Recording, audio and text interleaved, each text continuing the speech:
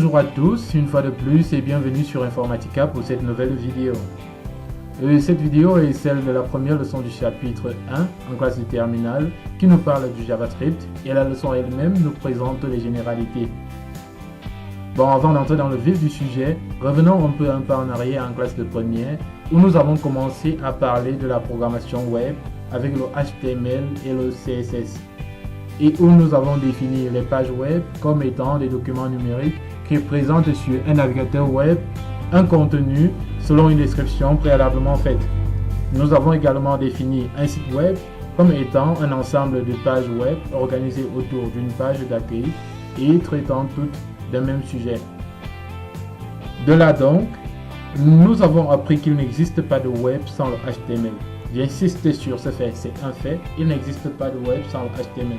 Vous allez peut-être entendre parler du XHTML et de n'importe quelle autre variante du HTML, mais c'est toujours du HTML avec des caractéristiques un peu différentes. Donc le web est le langage, le HTML est le langage à la base du web.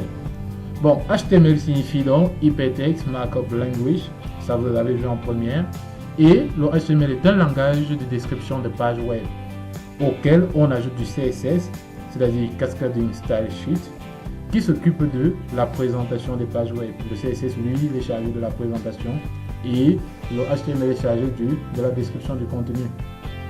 Bon, jusque-là, tout va bien pour réaliser des sites web statiques, c'est-à-dire des sites web qui restent figés là tout le temps, juste à ce que le webmaster décide un peu de changer les choses, ce qu'il fait d'ailleurs avec beaucoup de difficultés. C'est la raison pour laquelle les sites web statiques ne sont plus vraiment trop à la mode. Donc quand vous naviguez sur un site web statique, vous ne pouvez rien y apporter, vous lisez juste du texte, vous cliquez sur des liens, hypertexte et c'est tout. Il n'y a pas véritablement d'interaction.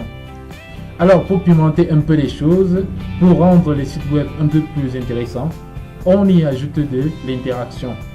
Et c'est là qu'apparaît le JavaScript. Vous comprenez donc la nécessité d'étudier, d'apprendre ce langage de programmation. Nous allons donc voir qu'est-ce que le JavaScript, quelles sont ses caractéristiques qui le rendent si particulier comme langage et quels peuvent être ses avantages et ses limites. Bon, commençons donc tout de suite par définir le JavaScript. Je vais dire que le JavaScript est un langage de programmation web des scripts orientés objet. Donc je reprends, le JavaScript est un langage de programmation web des scripts orientés objet. Donc, c'est quoi un script? C'est quoi un langage orienté objet? Et si on peut le voir. En ce qui concerne les scripts, on va dire qu'un script est une suite d'instructions. Un script est une suite d'instructions écrites dans un langage interprété permettant d'automatiser des tâches. Quant au langage orienté objet, il s'agit des langages de programmation qui donnent la possibilité aux programmeurs de créer des objets numériques qui décrivent des concepts du monde réel et sur lesquels on peut effectuer certaines opérations. Voilà ce que c'est qu'un langage de programmation orienté objet. Parlons maintenant des caractéristiques du JavaScript.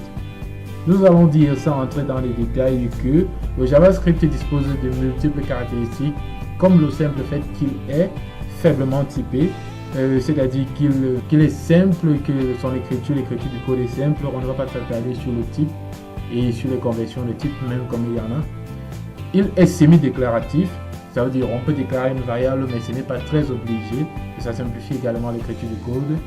Il est orienté objet comme nous l'avons déjà dit, c'est-à-dire il facilite la représentation des objets du monde réel en objets abstraits par des variables. Et il dépend du client en ce qui concerne les entrées-sorties. Et ici, on va dire que toutes les opérations d'entrée-sortie, c'est-à-dire envoi des données et affichage des résultats, se passent sur le client, du côté client, sur le navigateur du client, sur le navigateur de l'internaute. Et enfin, on va dire qu'il est sensible à la case. Sensible à la case signifie quoi? Qu'une majuscule est différente d'une minuscule. On peut écrire A en majuscule et A en minuscule si on déclare une variable par exemple avec A majuscule et qu'après on utilise A minuscule, ce n'est plus la même variable, ça pose un problème. Si un mot est supposé être en majuscule et qu'on l'écrit en minuscule, ça ne sera pas exécuté. Donc voilà ce que signifie sensible à la case. On peut donner par exemple, on va dire élève avec E majuscule au début est bien différent de élève avec E minuscule au début.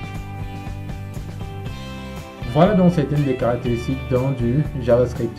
Maintenant, quels sont les avantages et les limites du JavaScript? À cette question, on peut dire que un des principaux avantages du JavaScript réside dans le fait qu'il est très sécuritaire. En effet, avec JavaScript, le vol d'informations, la destruction des fichiers et l'accès aux bases de données sont impossibles. Ça sécurise énormément votre ordinateur. Donc quelqu'un ne va pas passer par le JavaScript pour venir écrire ou bien. Bref, les virus ne peuvent pas véritablement être codés en JavaScript. Ça, il faut vraiment être un sorcier pour le faire. On va aussi dire que son interactivité fait de lui un langage un peu très précieux, ce qui fait même que d'autres langages de programmation l'utilisent. Généralement, moi j'utilise du JavaScript dans du PHP pour faire de l'interactivité. Bon, cependant, JavaScript reste très limité par le fait qu'il ne peut pas permettre de se connecter à une base de données. Bon, on ne va donc pas pouvoir créer une page de chat avec le JavaScript. Et en même temps, il est aussi limité par le fait qu'il dépend totalement du navigateur web. Donc voilà certaines de ses limites. Et c'est un peu tout ce qu'on peut dire sur le JavaScript. Donc, comme dans la plupart des vidéos, les cours vidéo qui seront publiés sur cette chaîne, voici un petit exercice, une sorte de test de compréhension, quoi. Donc on vous demande de compléter les phrases à trous par les mots de la liste suivante. Ces mots sont internaute, script, statique, utilisateur, navigateur, script avec petit s. Nous avons interactivité, nous avons JavaScript, nous avons site web et enfin HTML et client. Donc la première phrase nous dit le langage de programmation de appelé s'exécute côté c'est-à-dire dans le web. De la deuxième phrase nous dit JavaScript permet de réaliser des qui vont s'insérer dans un document. En troisième phrase, nous avons donc le contenu de la page web ne peut pas être modifié et ne réagit pas aux actions de l'utilisateur. JavaScript va donc ajouter deux. Donc ici, par exemple, si vous voulez réagir sur YouTube, sur notre chaîne YouTube en commentant la vidéo, vous allez donc remplacer la lettre qui occupe le par le mot qu'il faut. Par exemple, si je peux commencer par donner valeur, je vais dire le langage de programmation des scripts. Script cette fois-là avec avec S majuscule. Donc A normalement c'est script. On va donc dire le langage de programmation des scripts appelé et à vous donc de jouer. Donc merci d'avoir regardé cette vidéo. Aimez, partagez parce que d'autres en ont besoin. Et surtout, on se voit pour la prochaine vidéo, toujours sur la chaîne Informatica. Merci, bye.